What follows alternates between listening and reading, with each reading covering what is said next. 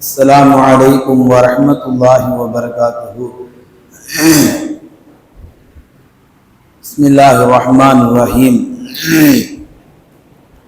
الحمد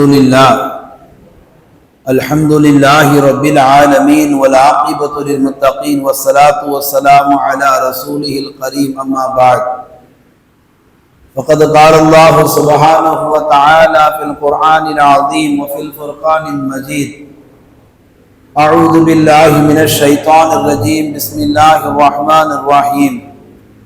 ربما يود الذين كفروا لو كانوا مسلمين. صدق الله العليم. وقال نبينا محمد صلى الله عليه وسلم: قل لي في الإسلام قولا أسأل عن أحدا بعدك قل آمنت بالله فاستقيم، أو قال كما عليه الصلاة والسلام. قالوا سبحانك لا علم لنا إلا ما علمتنا إنك أنت العليم الحكيم. அளவற்ற அருளாளனும் நிகரற்ற அன்பொடியுமாகிய எல்லாம் வல்ல அல்லாஹ்வின் பெயரை கொண்டு ஆரம்பம் செய்வோமாக. எல்லா புகழும் ஏக இறைவனாகிய அல்லாஹ் ஒருவனுக்கே உரித்தாகட்டும். நபிகள் நாயகம் ஸல்லல்லாஹு அலைஹி வஸல்லம் அவர்களின் மீதும் அவர்களுடைய பரிசுத்த குடும்பத்தார்கள் மீதும் அன்னாருடைய வாழ்க்கை வழிமுறைகளை பின்பற்றிய உத்தம சத்திய சஹாபாக்கள் மற்றும் அனைத்து நல்லுள்ளங்கள் மீதும் அல்லாஹுவின் அன்பும் அருளும் என்றென்றும் குறையில்லாமல் நின்று நிலவட்டுமாக என்று பிரார்த்தித்தவனாக எனது வார்த்தைகளை துவங்குகிறேன். அல்ஹம்துலில்லாஹ். அல்லாஹுவின் கிருபையால் ஷாபானுடைய 3வது ஜும்மாவிலே வீற்றிருக்கிறோம். அல்ஹம்துலில்லாஹ். அல்லாஹு தஆலா எஞ்சியிருக்கும் நாட்களுடைய பரக்கத்தை நமக்கு அடைய செய்வானாக.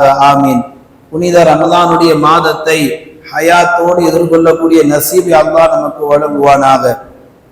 சமூகத்தை சீரழிக்கும் காதலர் தினம் வேண்டாம் என்ற தலைப்பில் நான் கொண்டு வந்துள்ள செய்திகளை முழுவதுமாக எடுத்துரைக்க வல்ல நாயகன் எனக்கு தௌஃபீக் செய்யட்டும். ஆமீன். கண்ணியத்திற்கும் மிகுந்த மரியாதை குறித்தான அல்லாஹுவின் மேன்மக்களே, காதலர் தினம் என்று சொன்னாலே நம் எல்லோருக்கும் ஞாபகம் வருவது பிப்ரவரி 14. இந்த பிப்ரவரி 14 வந்து விட்டால் நம் எல்லோருக்கும் தெரியும் இன்றைய தினம் காதலர் தினம். அதுல ஒரு கேவலம் என்னன்னா, இந்த வருஷம் பிப்ரவரி 14 அது வெள்ளிக்கிழமையாக வந்திருக்கு. காதலர் தினத்தினுடைய அனாச்சாரங்களையும் அயோக்கியத்தனத்தையும் அட்டுழியத்தையும் ஏதாவது ஒரு முந்தின ஜும்மாவுல அல்லது வர இருக்கக்கூடிய நாட்கள் அதை மையப்படுத்தி பேசுவோம். இப்ப அது ஜும்மாவிலே அமைஞ்சிருக்கு. இது அல்லாஹ்வுடைய ஏற்பாடு. என்னமோ இந்த ஆண்டுக்கு பின்னால் இந்த சனியின் பிடிச்ச நாள் ஒடிஞ்சால் அல்ஹம்துலில்லாஹ் என்று நினைத்தால் சொல்லும் அளவுக்கு தான் இன்றைய காதலர் தினங்கள் அவிழ்த்து விடப்பட்ட காலைகளை போன்று இருக்கிறது. இந்த சமூகத்திலே முஸ்லிம்கள் அனைவரும் நாம் எல்லோரும் சங்கை மிக ஒரு மார்க்கத்திலே நாம் பிறந்திருக்கிறோம். எப்படிப்பட்ட மார்க்கம்? சங்கையான மார்க்கம். அதே நேரத்தில் இந்த முஸ்லிம்கள் நாம் நிறைய பேர் இந்த மார்க்கத்தில் பிறக்கின்ற பொழுது இயற்கையிலே பிறப்பின் வடிவத்தில் நாம் முஸ்லிம்களாக பிறந்திருக்கிறோம். அதே போன்று பின்னால் வரக்கூடிய எத்தனையோ மனிதர்கள் இந்த இஸ்லாமிய மார்க்கத்தை விளங்கி கொண்டு இஸ்லாத்தை ஏற்றுக்கொண்டு இஸ்லாத்திலே நாட்கள் நாளுக்கு நாள் அதிகமாகிக் கொண்டு வருகிறார்கள். ஒட்டுமொத்த முஸ்லிம்கள் ஒரு செய்தி என்னன்னு கேட்டீங்கன்னா, இந்த மாதத்துல ஏற்பட்டிருக்கக்கூடிய இந்த பிப்ரவரி 14 எப்படிப்பட்டதுன்னு கேட்டீங்கன்னா, அல்லாஹ்வுடைய பார்வையில கோபத்துக்குரிய நாள்.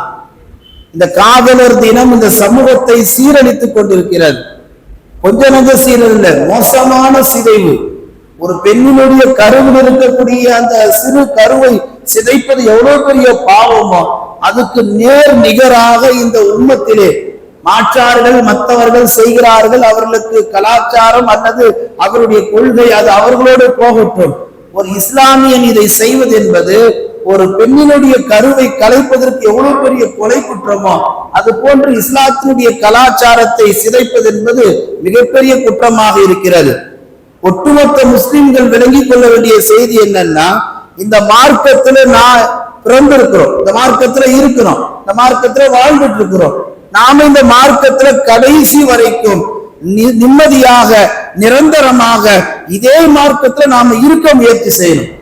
ஏன் இதை மையப்படுத்துறேன்னா, இந்த காதலர் தினம் என்ற பெயர்ல இஸ்லாத்தை விட்டு வெளியே போயிடுறாங்க, ஈமானை விட்டு வெளியே போயிடுறாங்க. அதனால தான் இது மையப்படுத்தப்படுகிறது. அல் இஸ்திகாமத்து கைரு மின் அல்ஃபி கராமத் என்று சொல்லுவார்கள் அரபியிலே.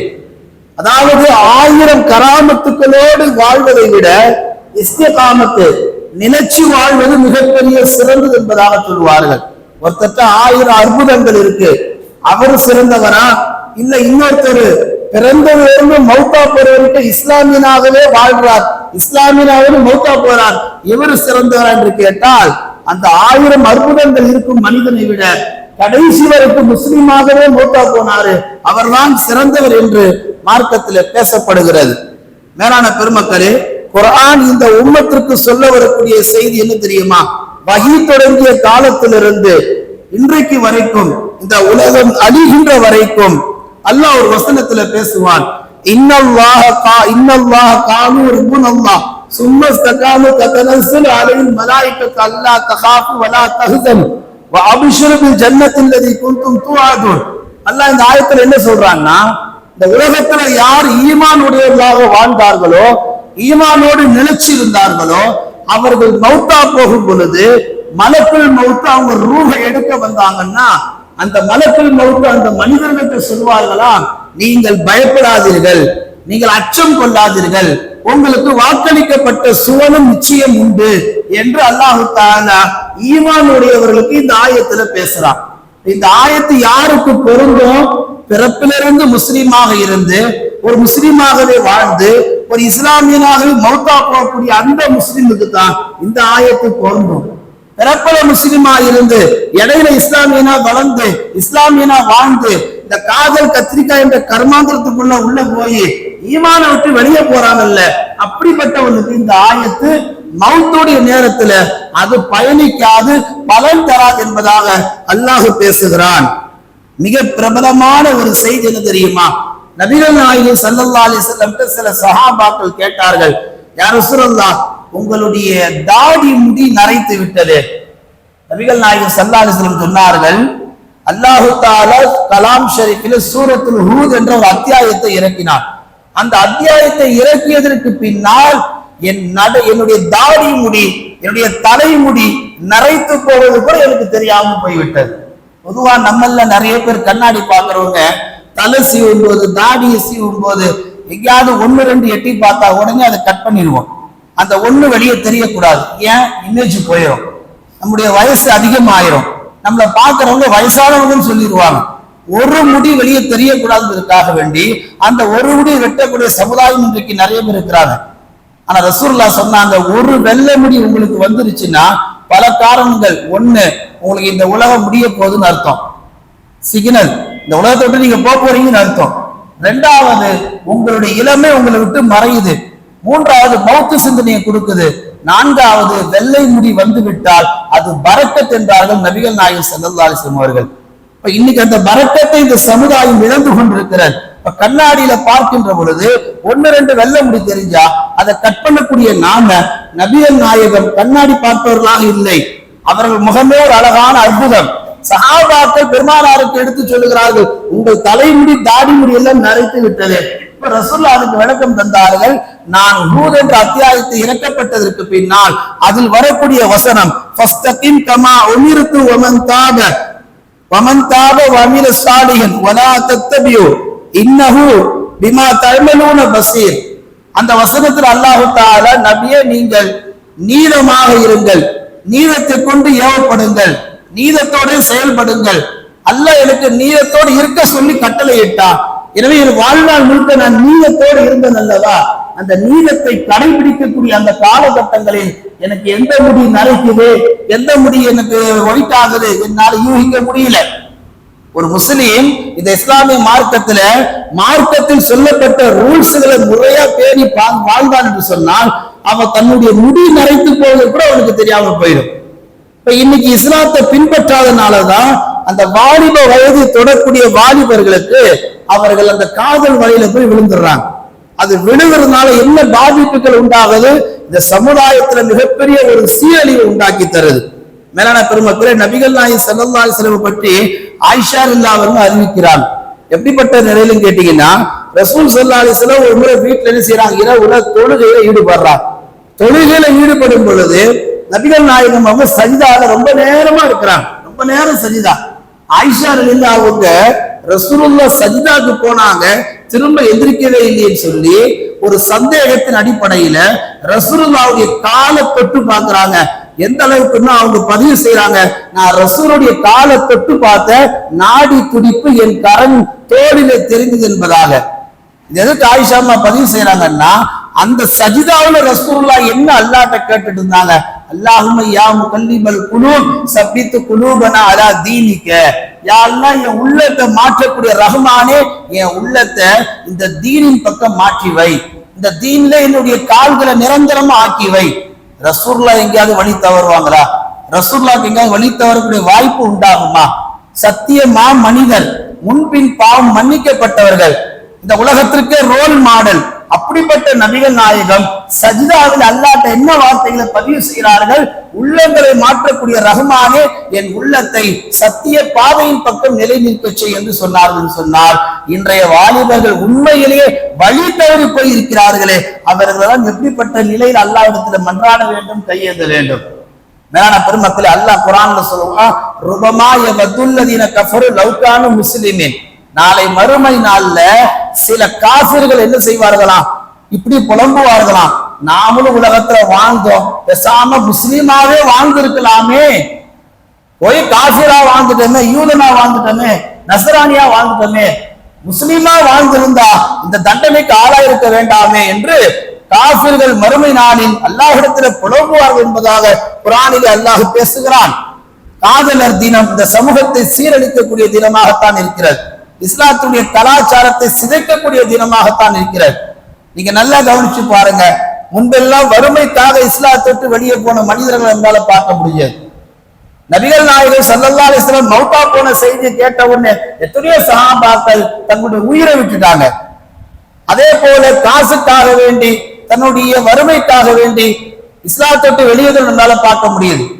ஆட்சி அதிகாரத்திற்காக வேண்டி இஸ்லாத்தை வெளியே நம்மளால பார்க்க முடியுது. அதுல கடைசி படித்தரோ கேவலம் அற்ப சுகத்துக்காக வேண்டி இன்றைக்கு முஸ்லிம்கள், இளைஞர்கள், யுவதிகள் ஈமானை விட்டு இஸ்லாத்தை விட்டு வெளியே வர்றாங்கன்னா அது இந்த காதலர் தினத்துலதான். மேலான பெருமக்களே, உலகத்தில மக்கள் கூட்டம் கூட்டமாக கூடக்கூடிய ஒரு சூழல் இன்றைக்கு அதிகமாகிவிட்டது. அதே உலகத்திலே மக்கள் கூட்டம் கூட்டமாக இஸ்லாத்துக்கு வந்துட்டு இருக்கிறாங்க. மேற்கத்திய நாடுல, பெரும் பெரும் வெளிநாடுகள்ல, எல்லா நாட்டில இருந்தும் இஸ்லாத்துடைய மகத்துவத்தை விளங்கி, இஸ்லாத்துடைய கண்ணியத்தை விளங்கி, லாஸ்டா அமெரிக்கா லாஸ் ஏஞ்சல் ஏற்பட்ட தீ விபத்துல கூட அந்த மக்கள் எல்லாம் இஸ்லாத்தை விளங்கி கொண்டு, அல்லாஹ்வுடைய வல்லமையை விளங்கி கொண்டு இஸ்லாத்துக்கு வந்த எத்தனை மனிதர்கள் தெரியுமா? இப்படி வெளியிலிருந்து இஸ்லாத்திற்கு வரக்கூடிய மக்கள், இங்க ஒரு கூட்டம் இஸ்லாத்தை விட்டு வெளியே போயிட்டு இருக்குது காதல் என்ற வலையில. அப்படி போவதனால் இந்த சமூகத்தில் மிகப்பெரிய ஒரு சீர்கேட்டை உண்டாக்கி கொண்டு போய் கொண்டிருக்கிறார்கள். ஏனென்னா இது மிகப்பெரிய ஒரு ஈன செயல். ஒரு முஸ்லீம், ஒரு இஸ்லாமிய வாலிபன், ஒரு இஸ்லாமிய பெண் காதலிப்பது என்பது மார்க்கத்தை பொறுத்த வரைக்கும் கேவலமான ஈனமான ஒரு செயல் என்பதை அல்லாஹ் பதிவு செய்கிறான். ஹதீஸ் கிரந்தங்கள்ல எத்தனையோ கிரந்தங்கள் இருக்கு. அதுல புகாரில ஒரு ஹதீஸ் வரும். புகாரி இமாம் ரஹ்மத்துல்லாஹி அவர்கள் பதிவு செய்வார்கள், ஹுப்பு ஃபில்லாஹ் வ புகுலு ஃபில்லாஹ். இதுக்கு என்ன அர்த்தம் கேட்டீங்கன்னா, நீங்கள் அல்லாஹ்வுக்காக வேண்டி பிரியப்படுங்கள், நீங்கள் அல்லாஹ்வுக்காக வேண்டி கோபப்படுங்கள். அந்த ஹதீஸுக்கு விளக்கம் தருவார்கள். அல்லாஹ்வுக்காக வேண்டி பிரியப்படுதுன்னா, நாம ஒரு விஷயத்தை பிரியப்படுறோம்னா அதுல அல்லாஹ்வுக்கு விருப்பம் இருக்கணும். நீ ஏதோ ஒரு அந்நிய பெண்ணை சைட் அடிப்ப, அதுக்கு அல்லாஹ் உனக்கு துணை கொடுப்பானா? சொல்லுங்க.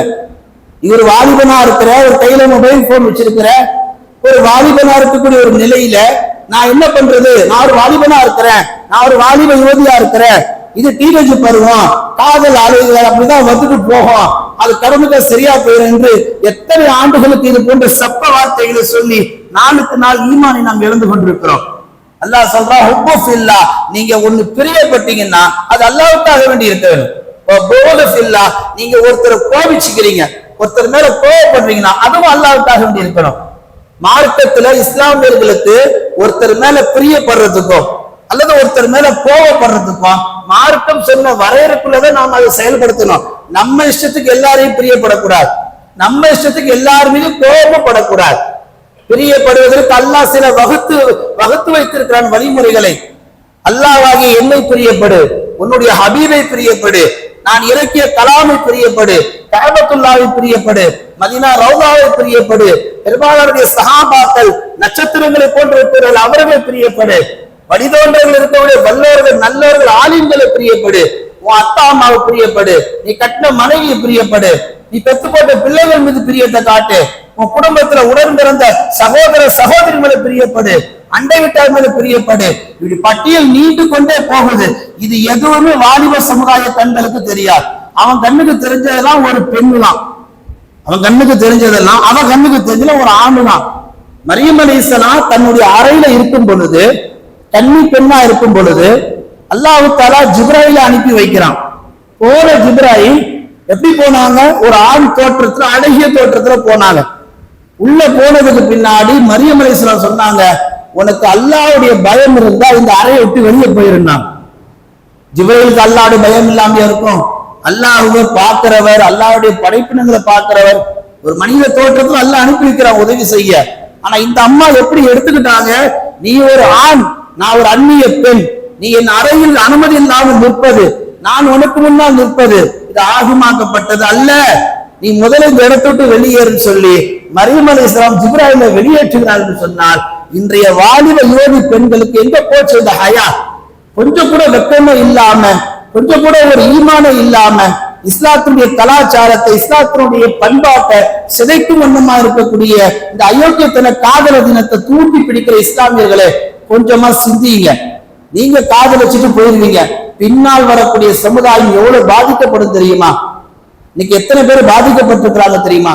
ஒரு காலத்துல 21 வயசுக்கு மேல வந்த காதல் காமங்கள் இன்னைக்கு 7 வயசுல வருதுங்க, 6 வயசுல வருது, எல்கேஜில இருந்து ஸ்டார்ட் ஆகுது. அது எல்லாத்துக்கும் அது தோதுவான சீரியல்கள் போடப்படுது, தோதுவான பாட்டுக்கள் உருவாக்கப்படுது, தோதுவான கதாபாத்திரங்கள் உருவாக்கப்படுது, அதுக்கு தகுந்த தீனிகள் தினந்தோறும் கொடுக்கப்படுது. எப்பவுமே கையில ஒரு மொபைல் இருந்துகிட்டே இருக்குது, அவன் உடுத்துற ஆணையை கிழிஞ்சு கிழியாம இருக்குது. இப்படி எல்லாமே அவனுக்கு சாதகமா இருக்க அவன் என்ன செய்வான்? கண்டிப்பாக வழிகட்டுத்தான் போவான். இன்றைக்கு இந்த காதல் என்ற பெயரில் எத்தனையோ வாலிபர்கள் இல்ல, சிறார்கள் முதல் கொண்டு வழிகட்டுக் கொண்டிருக்கிறார்கள். நீ ஒரு சின்ன பையனை கூட்டு ஒரு 5 நிமிஷம் உட்கார வச்சு பேசுங்களா மனசால, அவன்கிட்ட அவன் மனசுலாம் ஒப்பிச்சுடுவான். என் கிளாஸ்ல 5வது படிக்கிற புள்ள எனக்கு அது மேல ஒரு கண்ணுன்றான். 5வது படிக்கிற பையன் அவன் வெளியே சொல்லிக்க மாட்டான், அவன் சொல்ல தெரியாது. ஆனா காதலை வளர்க்கிறான். யாரை பார்த்து வளர்க்கிறான்? முன்னோர்களாகிய வாலிபர்கள் உங்களை பார்த்து வளர்க்கிறான். இதைத்தான் ரசூல் ஸல்லல்லாஹு அலைஹி வஸல்லம் சொன்னாங்க, மார்க்கத்தில் தடை செய்யப்பட்ட எந்த ஒன்றையும் இஸ்லாமியர்களே நீங்கள் எடுத்து செய்யாதீர்கள். இது மிகப்பெரிய மோசமான ஈன செயல். ஒரு பெரிய ஒரு கேவலம் என்ன தெரியுமா? இந்த பிப்ரவரி 14 இந்த வாலிபர்கள் இந்த காதல் தினத்தை கொண்டாடுறாங்கல்ல, கொஞ்சம் கூட அடிப்படை அறிவே இல்லாம கொண்டாடுறாங்க. படிச்சவன் படிக்காதவன், ரொம்ப கருத்தா பேசுறவன், ரொம்ப நீளமா ஞானமா நடந்துக்கிறவன்லாம் பிப்ரவரி 14 வந்துட்டா முட்டாளாயிடுறான். கையில ஒரு ரோசா பூ வச்சுக்கிறான், பின்னாடியே நாய் மாதிரி போறான். கையில ஏதாவது புக்கே வச்சுக்கிறான், பின்னாடியே நாய் மாதிரி போறான். நபிகள் நாயகம் ஸல்லல்லாஹு அலைஹி வஸல்லம் ரோட்ல நடந்து வந்துட்டு இருந்தாங்க. எதிரில் ஒரு பெண் வந்தாங்க. நபிகள் நாயகம் பார்த்தாங்க, உள்ளத்துல ஆசை பிறந்தது. நேரா தன் வீட்டுக்கு போனாங்க, தன் மனைவிட்ட போனாங்க, தன்னுடைய ஹாஜத்தை பூர்த்தி செஞ்சாங்க. அங்க ஒரு நபிமொழி இந்த உம்மத்துக்கு சொன்னாங்க, அந்த பெண்ணுகிட்ட நான் என்ன பார்த்தனோ அதுதான் இங்க இருக்குன்னாங்க. இத ஒரு கேவலமா ரசூல் எவ்வளவு அழகா சொல்றாங்க பாருங்க. அலையாதீங்க, ஈமான விட்டுறாதீங்க, உங்களுக்கு கொடுத்திருக்கிற மார்க்கம் கண்ணியமானது, புண்ணியமானது, சங்கமிக மார்க்கத்துல நீங்க பிறந்திருக்கிறீங்க. இந்த உலகத்துல நம்ம கூட எத்தனை பேர் வாழ்றாங்க, ஈமான் இல்லாம வாழ்றாங்க. நமக்கு ஈமான் அல்லாஹ் கொடுத்திருக்கிறான். ரசூலுல்லாஹ் எவ்வளவு அழகா விவரிக்கிறாங்க பாருங்க. நீங்க எதற்காக வேண்டி நாக்கு தொங்க போட்டு பின்னாடி ஓடுறீங்களோ, வாலிபர்களே யுவதிகளே உங்கள் ஈமான பாழாக்குகிறீர்களோ, அந்த ஒன்று அதே ஒன்றுதான் இங்கேயும் இருக்குது. அவசரப்படாத, உனக்கு மனைவி தானே வேணும், உனக்கான வயசு வரும்போது உங்க அத்தா அம்மா உன்னை பார்த்து கல்யாணம் பண்ணி வைப்பாங்க. காதல் காதல் சொல்லி நாய் மாதிரி பின்னாடி ஓடணும்னு சொன்னாக்கா கடைசியில என்ன ஆகும்? நீ தெருநாய் மாதிரி ரோட்ல சுத்த வேண்டியதுதான். அவன் உன்னை வெளியே தள்ளிட்டு வேற யாரோட போயிடுவான். எப்ப காதல் என்ற வலையில இன்றைய வாலிபர்கள் தாய் தகப்பட மீறி வெளியே வந்துட்டாங்களோ அவங்களாம் நல்லா வாழ்ந்ததா சரித்திரமே கிடையாதுங்க. பெற்றோர்களால் பார்த்து, ஜமாத்தா பார்த்து, துவா ஓதி, நிக்கா குத்துபா ஓதி, அவர்களுக்கு வாழ்த்தி துவா செஞ்சு நீங்க வாழ்க்கையை தொடங்குங்க சொல்றது எப்படி இருக்கு? ஏதோ ஒரு அநாத தெருநாய் மாதிரி ரிஜிஸ்டர் ஆபீஸ்ல போய் அப்பா அம்மாவுக்கு கூட தெரியாம, நான் அடிக்கடி சொல்றது உண்டு, குழந்தை பிறந்து அந்த குழந்தை 2 வயசு 3 வயசு ஆகிற வரைக்கும் அந்த அம்மா படுற பாடு இருக்கு, எவ்வளவு பெரிய பாடு. இவர் தூங்கிடுவாரு, அந்த குழந்தை நைட்ல உச்சா போனாலும் கக்கா போனாலும் இந்த அம்மா தான் எந்திரிக்கணும். அந்த குழந்தை வாழ்ந்த இடத்துல இந்த அம்மா தான் எந்திரிக்கணும். இப்படி சிறு வயதுல நீ வளர வேண்டும் என்பதற்காக வேண்டி தன் தூக்கத்தை, தன் உணவை, தன் ஆசாபாசங்களை ஒட்டுமொத்தமாக தியாகம் செய்து, எவனோ ஒரு பைத்தியம் பெல் அடிச்சான், எவனோ ஒரு பைத்தியம் மிஸ்டு கால் கொடுத்தா, எவனோ ஒரு பைத்தியம் தினம் பின்தொடர்றான் என்பதற்காக வேண்டி பெண்களே, வாலிப யுவதிகளே, இப்படி பின்னாடி போறீங்களே, அது எங்கதான் கொண்டு போய் விடும்? உங்களை நரகத்துல கொண்டு போய் விடும். ஆய்வுல சொல்லப்படுது, இன்றைய யுவதிகள் அதிக காதல் வலையில விடுவதற்கு ஒரு காரணங்களை இது ஒரு காரணம்ன்றாங்க. எப்படிப்பட்ட காரணம்? பெண்களுக்கு பொதுவா இயற்கையில அன்பு அதிகமா தேவைப்படும். பெண்கள்கிட்ட நீங்க ஜெயிக்கணும்னா அன்பை கொடுத்துருன்றாங்க ரசூலுல்லாஹ். ரசூலுல்லாஹ் தான் சொன்னாங்க, என் மனைவிமாட்ட நான் ஜெயிச்சதுக்கு அடிப்படை காரணமே விட்டு கொடுத்துருவேன், அன்பை அள்ளி கொட்டி கொடுத்துருவோன்னு. நீங்க பெண்கள்கிட்ட போய் நீங்க வீராப்பா நின்றீங்கன்னா ஒண்ணு வேலைக்கு ஆகாது. இன்னைக்கு உள்ள பெண்கள் எல்லாம் காதல் வலையில சிக்குவதற்கு காரணமே ஒரு தந்தை என்று ஸ்தானத்தில் இருக்கக்கூடிய ஒரு ஜடம். இந்த காதலிக்கக்கூடிய தந்தை, பிள்ளையுடைய தந்தை மாதிரி அப்படிதான் சொல்லணும், ரூஹ் இல்லாத ஜடம். அந்த ஜடம் எல்லாம் தங்கள் பெண் பிள்ளையின் மீது காட்ட வேண்டிய பாசத்தை, கொடுக்க வேண்டிய பாசத்தை சரியான கால நேரம் என்று கொடுக்க தவறியதால், வாழ்க்கை பணம் என்று ஓட்டத்தில் பின்னால் ஓடியதால் அந்த பிள்ளை வளர்ந்து ஒரு ஆளாக நிற்கின்ற பொழுது பாசம் தேவைப்படுகிறது. அது நல்ல பாசம் அல்ல, கள்ள பாசமாக போய் முடிந்து விடுகிறது. மேலான பெருமக்களை, இவையெல்லாம் பெற்றோர்கள், வாலிபர்கள், யுவதிகள் கண்டிப்பாக மனதில் பதிய வைக்க வேண்டும். பிப்ரவரி 14 எதற்கு கொண்டாடப்படுகிறது? ரோமானியர்களுடைய காலத்தில் ஒரு மன்னன் இருந்தான். அங்கு ஒரு வேலண்டைன் என்று சொல்லக்கூடிய ஒரு பாதிரியார், அவர் ஒரு கிறிஸ்துவ பாதிரியார். அந்த ரோமானியத்தில் உள்ள அந்த மன்னன் என்ன செய்தான்? அங்குள்ள இளைஞர்களை, அங்குள்ள குடும்பஸ்தர்களை ஒன்று திரட்டினான், படையை ஒன்று கூட்டினான். ஒன்று கூட்டுகின்ற பொழுது யாரும் முன் வரவில்லை, எல்லோரும் பயந்தார்கள். என்ன செய்தால், அங்கு உள்ள வாலிபர்களுடைய அவருடைய காதலிகளையும் அந்த குடும்பத்தினுடைய மனைவிமார்களையும் கொலை செய்ய துவங்கினான்.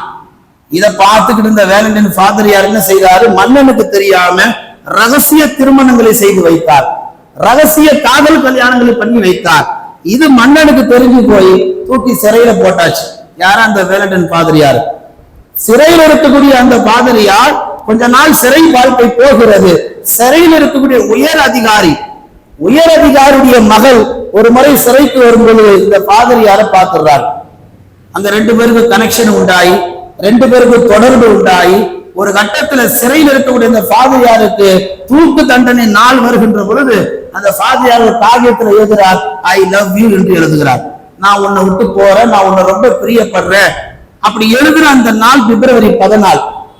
நீ செத்து போனா செத்து போ, உனக்கு தூக்கு தண்டனை நிறைவேற்றப்படட்டும், நீ போற போக்குல ஒரு தாள்ல ஒரு 4 லைன்ல எழுதி கொடுத்துட்டு போயிட்ட, முசீபத்தை இந்த உலகத்தை பிடிச்சி வாட்டுதல். இதுதான் பிப்ரவரி 14 என்பது. ஒருத்தருக்கு ஒருத்தர் உயிர் கூட்டது கிடையாது, தாஜ்மஹால் இதெல்லாம் எந்த வரலாறு சும்மா கப்சா கட்டுக்கதைகள், வணிக வியாபாரத்துடைய பின் ரகசியங்கள். பொக்கே வியாபாரம் ஆகணும், பூ வியாபாரம் ஆகணும், நல்ல மார்க்கெட்ல பெண்களுடைய அந்த ஐட்டம்ஸ் நல்ல வேகமா வியாபாரத்தை பறக்கணும். இதற்காக வேண்டி காதல் விஷயங்களை இந்த சமூகத்தில் தப்பான விதைகளை விதைக்கப்பட்டிருக்கிறது. இது தெரியாம பிப்ரவரி 14 ஒருத்தர் இறந்திருக்கிறார் தூக்கு மேடையில. அதை இது என்ன செய்யறாங்க? இங்க உள்ள லூசுங்க எல்லாம், இந்தியாவில மட்டும் இல்ல ஒட்டுமொத்த உலகத்திலேயுமே எல்லா லூஸ் என்ன செய்துங்க? காதல தினம் என்று கொண்டாடுகிறார்கள். எவ்வளவு பெரிய பைத்தியமா இருக்குதெல்லாம். வரலாறு தெரியாமலே ஒரு சமூகம் ஒரு மனைவியை தேர்ந்தெடுப்பது எவ்வளவு பெரிய பைத்தியகாரத்தனம். மேலான பெருமக்களே, ரசூல் ஸல்லல்லாஹு அலைஹி வஸல்லம் சொன்னார்கள், ஒரு அந்நிய ஆண் இருக்கும் இடத்தில் ஒரு அந்நிய பெண் நுழைய வேண்டாம். ஒரு அந்நிய ஆணும் அந்நிய பெண்ணும் தனிமையில் இருந்து விட்டால் 3வதாக அந்த ஷைத்தான் இருக்கிறான். இங்க எல்லா நிலையிலையும் ஆண்களும் பெண்களும் பாத்தீங்கன்னா அந்நிய ஆண்கள் தனிமையில தான் பயணிக்கிறாங்க.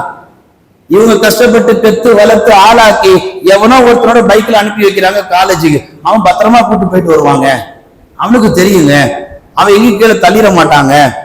உங்க குடும்பத்தை கொண்டு போய் நடுத்தர நிக்க வைக்க அவன் தயாராக இருந்து கொண்டிருக்கிறான்.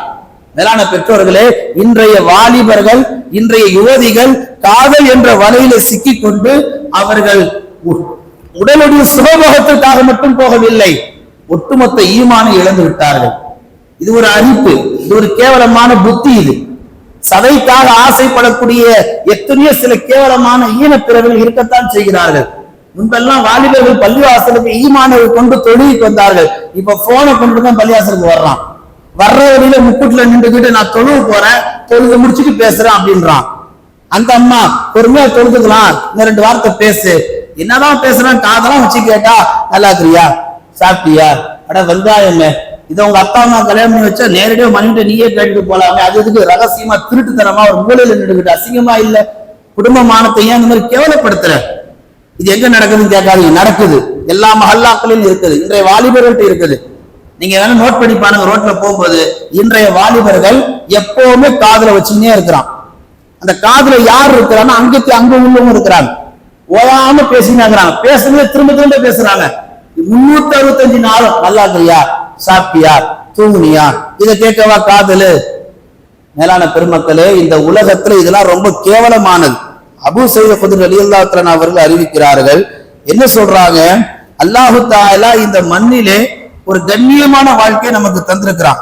அப்படிப்பட்ட வாழ்க்கையை வாழ்வதை விட்டுவிட்டு ஒரு கேவலமான வாழ்க்கையை நோக்கி இந்த உம்மத்து பயணித்துக் கொண்டிருக்கிறது. ஏனென்று சொன்னால், முகைரத் இப்னு ஷுஅபா ரலியல்லாஹு தஆலா என்று சொல்லக்கூடிய ஒரு சஹாபி பெருமானார்ட்ட வந்து, யா ரசூலல்லாஹ், நான் ஒரு பெண்ணை நேசிக்கிறேன் அப்படின்னா, எனக்கு அந்த பெண்ணை மனம் முடிக்க வைக்க போறாங்க அப்படின்னு சொன்னாங்க. ஒரு கட்டத்தை நிச்சயம் முடிஞ்சிருச்சு. ரசூலுல்லாஹ் கேட்டாங்க, அந்த பெண்ணை நீ பார்த்திருக்கிறியா? நான் பார்த்தது இல்ல. ரசூலுல்லாஹ் சொன்னாங்க, போய் அந்த பெண்ணை முதல்ல பாருன்னாங்க. எதுக்கு பாருன்னாங்க? கல்யாணம் பண்ண போற முடிவாயிடுச்சு, ஒரு வாட்டி நேர்ல பார்த்து பேசி தொடர்பு கொண்டு ஒரு நல்ல இணக்கமாயிருங்க, ஏன்னா வாழ்க்கையை தொடங்க போறீங்க. இந்த மாதிரி சஹாபாக்கள் ஒரு கண்ணியமா வாழ்ந்தாங்க. தனக்கு மனம் முடிக்க போற பெண் யாரும் கூட தெரியாம, இன்னைக்கு 50 வருஷத்துக்கு முன்னாடி கல்யாணம் பண்ண போய் கேளுங்களேன், உங்களுக்கு எப்படிங்க 2 பேரும் கல்யாணம் ஆச்சு? அங்க உள்ள அந்த வீட்டுக்காரர் சொல்லுவாங்க, ஊட்டமா சொல்லுவாங்க, நான் எங்க இவரை பார்த்தேன், எனக்கு கல்யாணம் நாங்க வந்து உட்கார்ந்ததுதான் எனக்கு தெரியும் அப்படின்னு வீட்டுக்காரர் சொல்லுவார். அந்த பக்கம் அம்மா அம்மா என்ன சொல்லுவாங்க, எனக்கு ஒரு மூஞ்சி எப்படி இருக்க கூட தெரியாதுங்க, அன்னைக்கு எந்த போனும் கிடையாது, எந்த வாட்ஸ்அப்பும் கிடையாது, புரோக்கருங்க தான், அவங்களும் போட்டோ கொடுத்தாதான் உண்டு, அப்படியே கொடுத்தாலும் அந்த அம்மா வாங்கவும் மாட்டாங்க, பெற்றோர்கள் வாங்கி கொடுக்கவும் மாட்டாங்க, அதெல்லாம் பேசக்கூடாது, திட்டா முடிவாயிடுச்சு, இந்த தேதிக்கு நீ மனம் மகள்ன்றுவாங்க. தக்குவாவோடு இருந்தாங்க, யாருன்னே தெரியாதுங்க, நிக்கான்னாங்க வந்து உட்கார்ந்துட்டேன். அப்படியெல்லாம் ஒரு காலத்தில் இந்த மண்ணில பெற்றோர்கள் அற்புதமாக கண்ணியமாக முகத்தோற்றத்துக்கோ அகத்தோற்றது எதுக்குமே மயங்காம பெற்றோர்கள் பார்த்து வைத்தால் அது சிவப்போ கருப்போ, என் தாய் தகப்பு என்ன குழியில தள்ள மாட்டாங்க, அதுல ரொம்ப தெளிவா இருந்தாங்க. அதனால் அன்றைய வாழ்க்கையை துவங்கியவர்கள் எல்லாம் இன்றைய இறைவசர்களாக வாழ்ந்து கொண்டிருக்கிறார்கள். இன்றைக்கு அழகுக்காக சதைக்காக பின்னாடி ஓடின வாலிபர்கள் எல்லாம் சாக்கடையில் போய் விழுந்து கிடக்கிறாங்க. உங்களுக்கு வரலாறு தெரியும் நினைக்கிறேன். லைலா மஜ்னூன், அதுல மஜ்னூன் என்று இருக்கிறாரு, அவர் பெரிய ஒரு மார்க்க மேதை, பெரிய அறிவாளி, உலமாக்களுடைய சபையில உட்காரக்கூடியவர், உலமாக்களுக்கு ஆலோசனை தரக்கூடியவர். அவருக்கு அசல் பேரை பார்த்தீங்கன்னா கைஸ் என்பதாக சொல்லப்படும். அப்படிப்பட்ட அந்த கைஸ் என்பவர் மௌத்தா போகும் பொழுது, கைஸ் மௌத்தா போயிட்டாருன்னு சொல்லல, பைத்தியம் மௌத்தா போயிடுச்சுன்னா ஊர்ல பேசினாங்க. நீ மிகப்பெரிய அறிவாளியாக இருந்தவர் ஒரு பெண்ணின் பின்னால் போனதினால் அவருக்கு அந்த ஊர் உலகம் தந்த பெயர் என்ன தெரியுமா? மஜ்னூன் என்பதாக குறிப்பிட்டார்கள். இப்ப நீங்க முடிவு பண்ணீங்க, இன்னைக்கு யார் யாரெல்லாம் காதல வச்சுன்னு சுத்துறாங்களோ, வாலிப பசர்கள், வாலிப யோதிகள், அவங்கள பார்த்தோன்னே முடிவு பண்ணிடுங்க, அந்த மஜ்னூன், நீ ஒரு பைத்தியம். இது நான் சொல்லல, இப்னு அப்பாஸ் ரலியல்லாஹு அவர்கள் சொல்லி தருகிறார்கள். ரசூலுல்லாஹ்வுடைய காலத்தில் ஒரு மனிதரை நான் பார்த்தேன், ரொம்ப மெலிஞ்சவரா இருந்தார், ரொம்ப உடைஞ்சு போனவரா இருந்தார், சோகமா இருந்தார். என்னன்னு போய் விசாரிச்ச, அவர் காதல் ஃபெயிலியர்னு சொன்னார். அப்ப நான் அவரை வச்சு அல்லாஹ்ட்ட துஆ கேட்டேன், யா அல்லாஹ் இந்த பைத்தியத்துக்கு என்ன பாதுகாத்துரு முதல்ல அப்படின்னு. நாம விளங்கிக்க வேண்டிய விஷயம், இன்றைய வாலிபர்கள் இது போன்ற தவறுகளில் ஈடுபடுகின்ற பொழுது ரசூலுல்லாஹ் சொன்ன வார்த்தை, அவர்கள் எல்லாம் உலகத்தை மறந்த பைத்தியங்கள், ஆகிரத்தை மறந்த பைத்தியங்கள். ரசூலுல்லாஹ் அழகா ஒப்பிடுவாங்க ஒரு விஷயத்தை, சேத்துல இருக்கிற பன்னி உன்னை உரசனா கூட நீ ஏத்துக்கோ, ரோட்ல போற அந்நிய பெண்ணு உன் மேல உரசத்தை நீ வெறுத்துருந்தான். இஸ்லாத்துல பன்னிக்கு ஒரு கேவலமான பேர் இருக்கு, அந்த பேரே சொல்ல வேணான்றாங்க. ஏன்னா அது ஒரு ஹராமாக்கப்பட்ட ஒரு விலங்கு, அது சாப்பிடுறது ஹராம். இன்னைக்கு அது நவீன பெரிய பெரிய மேதாவிகள்லாம் சொல்றாங்க, நாங்க பன்னிகளையும் சாப்பிடுவோம், உங்களுக்கு என்ன, நீ சாப்பிடுவோம், யாரு வேணான்னா குடும்பத்தோட சாப்பிடு, உன்னை யார் தடுக்க போற? பன்னியை கிட்ட போனாலே நமக்கு நோய் வந்துடும். அப்படிப்பட்ட ஒரு கேவலமான ஒரு விலங்கு, தன் மலத்தை சாப்பிடக்கூடியது. ரசூல்லா அதை எங்க கொண்டாந்து வைக்கிறாங்கன்னா, அது சேத்துல ஊந்துட்டு இருக்குது, அதுல போய் கட்டி பிடிச்சு அதை உரசினாலும் நீ உரசிக்கோ, ஒரு அந்நிய பெண் பக்கத்துல போய் நீ நிக்காதேன்றாங்க. இந்த மார்க்கத்துல வாலிபர்கள் வழி கட்டு போயிடாம இருக்கிறதுக்கு ரசூல் ஸல்லல்லாஹு அலைஹி வஸல்லம் எப்படி எல்லாம் இந்த வாலிபர்களை சரி செய்யறாங்க பாருங்க. யூசுப் அலைஹிஸ்ஸலாம் தன் கற்பை பாதுகாத்துக் கொள்வதற்காக வேகமாக ஓடினார்கள். இன்றைக்கு எந்த ஆம்பளை ஓடுறான் ஒரு பெண்ணை பார்த்துட்டு? எங்கேயாவது ஒரு தெருல காட்டுங்க. எத்தனை விஷயங்கள், அரசும் அதிகாரமும் சட்டமும் எல்லாம் இருந்து என்னத்துக்கு ஒரு மண்ணுக்கும் கிடையாது. ஓடுற ட்ரெயின்ல 4 மாச கர்ப்பிணி பெண்ணை கற்பழிச்சு அந்த பெண்ணை தள்ளி விடுறான். கர்ப்பத்துல இருந்த குழந்தை சிதவி ஏற்பட்டு குழந்தை செத்து போகுது. ஏடா நீ ஒரு தாய் வயித்துல பிறந்தவன் தானடா? இதெல்லாம் ஒரு நியூஸா இன்னைக்கு நியூஸ்ல போடப்படுது. ஓடும் ரயிலில் 4 மாத கர்ப்பிணி பெண்ணை பலாத்காரம் செய்தார்கள், ஓடும் ரயிலில் தள்ளி விட்டார்கள். அதை நியூஸா போடவே கூடாது. குர்ஆனுடைய சட்டத்தை அமல்படுத்தணும். அந்நிய பெண்ணை பார்த்தால் திருமணம் ஆகாதவனாக இருந்தால் அவனுக்கு 100 கசையடி கொடுக்கணும். ஒரு வாட்டி நீ கொடுத்து பாரு உன் அதிகாரத்துல. எந்த ஆம்பளையான எந்த பொம்பளை முன்னாடி போக மாட்டான்.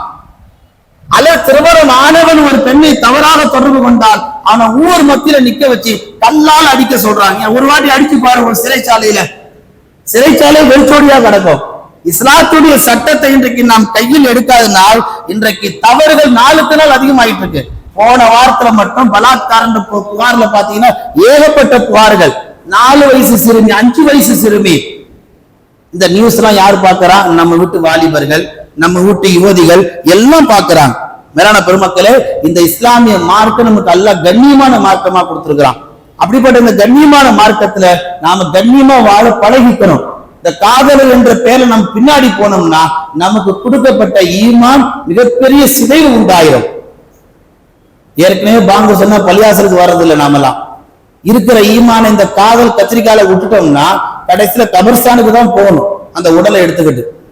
அல்லாஹ் நம்ம எல்லோரையும் பாதுகாக்க வேண்டும். இந்த காதல தினத்தன்று உங்களில் யாராவது அந்நிய பெண்களோடு தொடர்பில் இருந்தால் தயவு செய்து அந்த தொடர்பை விட்டுடுங்க. இன்னைக்கு பிப்ரவரி 14 தானே, ஒரு பூவோட போய் நிப்பாங்க, பூவோட போய் நில்லுங்க. இன்னையோட மூஞ்சி எனக்கு பிடிக்கலன்னு சொல்லுங்க, இன்னையோட உனக்கு எனக்கு இந்த தொடர்பு இல்லைன்னு சொல்லுங்க. நான் பயான் சொன்னாங்க, பயான் கேட்டேன், நான் திருந்திட்டேன், இன்னையோட உனக்கு எனக்கு இந்த தொடர்புன்னு சொல்லிட்டு வெளியே வந்துருங்க. வந்துட்டீங்கன்னு சொன்னா உங்க ஈமான் காலத்துக்கு பாதுகாக்கப்படும். இல்லைன்னு சொன்னா நாளை நீங்கள் திருமணம் ஆனதற்கு பின்னால் உங்கள் பிள்ளைக்கு என்ன செய்வாங்க? உங்கள்கிட்ட இப்படியே பேசுவாங்க. காலேஜ் படிக்கிறேன்பா, எனக்கு ஒரு பொண்ணு பிடிச்சிருக்கு, பார்த்து நீங்களே கட்டி வச்சிருங்க, அடம் பிடிக்காதீங்க, ரொம்ப அடம் பிடிச்சா நான் வீட்டை விட்டு ஓடிடுவேன் அப்படின்னு சொல்ற ஒரு காலம் ரொம்ப தூரத்துல இல்ல, ரொம்ப கிட்டதான் இருக்கு. நல்லா பாதுகாக்கணும். அல்லாஹ்வும் ரசூலும் சொல்வதை போன்று மன் தஷப்பஹ பிகௌமின் ஃபஹுவ மின்ஹு, யார் மாற்று மத கலாச்சாரத்தை பின்பற்றுவார்களோ அவர் அந்த மதத்தை சேர்ந்தவர் என்றார்கள் நபிகள் நாயகம் ஸல்லல்லாஹு அலைஹி வஸல்லம். எனவே உங்களுடைய பார்வைகளுக்கு, உங்களுடைய சுற்றுச்சூழலில் யாராவது அது போன்று கள்ள தொடர்பில் காதல் என்ற கேவலமான ஒரு நிலையில இருந்தால் அவர்களை பேசாம கூப்பிட்டு ஒரு 5 நிமிஷம் அவங்கள்ட்ட தஷ்கீல் பண்ணுங்க. இது ரொம்ப தப்பு, இது ரொம்ப ஆபத்து, இது உன் ஈமான பாதிச்சிடும், தஷ்கீல் பண்ணுங்க. இல்லைன்னு சொன்னா அந்த மனிதனுடைய ஈமான் அவனோட முடிஞ்சு போயிருந்தார் நபிகள் நாயகம் ஸல்லல்லாஹு அலைஹி வஸல்லம். எல்லாம் வல்ல அல்லாஹ் தஆலா இந்தியாவில் உள்ள உலகத்தில் உள்ள எல்லா வாலிபர்களையும் முழுவதுமாக பாதுகாப்பானாக. அமெரிக்கால ஒரு நீதிமன்றத்தில் ஒரு வழக்கு பதிவாச்சு. என்னன்னா அந்த அம்மா ஒரு பெண் தன்னுடைய தாயிட்ட போய் சொல்றா, நான் ஒருத்தரை நேசிக்கிறேன். அந்த அம்மா சொன்னாங்க, சரி நீ கூட்டிட்டு வா பேசலாம். கடைசியில பார்த்தா இவங்க ஒரு காலத்துல இவங்க காதல் கல்யாணம் பண்ணி அவங்கள்ட்ட இருந்து பிள்ளைய வாங்கி அந்த புள்ளதான் இவங்க தன் தந்தையே தந்தை என்று தெரியாமல் காதலித்த ஒரு கேவலம் அமெரிக்கால நடந்துச்சு. அது நீதிமன்றத்துல வழக்காகவும் வந்துச்சு. நீதிபதி என்ன ஜட்ஜ்மெண்ட் கொடுத்தா தெரியுமா? 2 பேரும் நீங்க முற்காலத்துல காதலிச்சது எந்த ஆதாரம் கிடையாது. ஆதாரம் வச்சுட்டு இருக்க முடியும்? நாங்க காதல் பண்ணோம், நாங்க கல்யாணம் பண்ணோம், கத்திரிக்காய் வெட்டணும்ட்டு எந்த ஆதாரமும் இல்லை. இந்த பெண்ணுக்கு அந்த ஆண் பிடிச்சிருக்கு, அந்த ஆணுக்கு இந்த பெண்ணு பிடிச்சிருக்கு, ப்ராப்ளம் சால்வ், 2 பேரும் சேரத்துல வேற வழி இல்லைன்னு சொல்லி அந்த நீதிபதி, கூறுகட்ட நீதிபதி, ஒரு தந்தைய மகளோட சேர்த்து வச்ச கேவலமான ஒரு ஜட்ஜ்மெண்ட்லாம் இந்த உலகத்துல நடந்திருக்கு. அந்த அம்மா என்ன செய்ய முடியும்? வேற வழி இல்லாம வைத்தறிச்சலோட பாரக்கல்லா என்ற துவாவை செஞ்சுட்டு வெளியே வந்துட்டாங்க. இன்னைக்கு அது மட்டும் நிறைய நடக்குது. பேஸ்புக்ல, இன்ஸ்டாகிராம்ல தப்பான தொடர்பு. கடைசியில போய் பார்த்தா சொந்த அண்ணனுக்கு ப்ரப்போஸ், சொந்த தங்கச்சிக்கு ப்ரப்போஸ். எவ்வளவு கேவலம் இது! இதெல்லாம் வேணாம் தான் இஸ்லாம் ஆரம்பத்திலே தடுக்குது. இஸ்லாம் தெளிவா சொல்லிடுச்சு, வலா தக்ரபு ஸினா இன்னஹு கான ஃபாஹிஷா. நீ விபச்சாரம் போவாத, விபச்சாரத்தினுடைய செயலின் பக்கம் கூட நெருங்காதுன்னு சொல்லு. விபச்சாரம் செய்யாதுன்னு சொல்லல, விபச்சாரத்தின் செயலின் பக்கம் கூட போகாத. குர்ஆனை எடுத்து தயவு செய்து படிங்க. நான் வாலிபர்கள் சொல்றதுதான், முழு தர்ஜுமா படிங்க. முழு தர்ஜுமா படிச்சா நீங்க வழிகட்டு போக மாட்டீங்க. தர்ஜுமா படிக்காத வாலிபர்கள் கண்டிப்பாக இந்த உலகத்துல வழிகட்டுத்தான் போவார்கள். நாம் ஒன்றும் செய்ய முடியாது. அல்லாஹ் அப்படிப்பட்ட வாலிபர்களை முழுவதுமாக பாதுகாப்பானாக. வாழும் காலத்தில் ஈமானோடு வாழ்ந்து ஈமானோடு மௌத்தாக்கூடிய நசீபை எல்லாம் வல்ல அல்லாஹு தஆலா நம் எல்லோருக்கும் வழங்குவானாக. வ ஆகிரு தஅவானா அனில் ஹம்துலில்லாஹி ரப்பில் ஆலமீன்.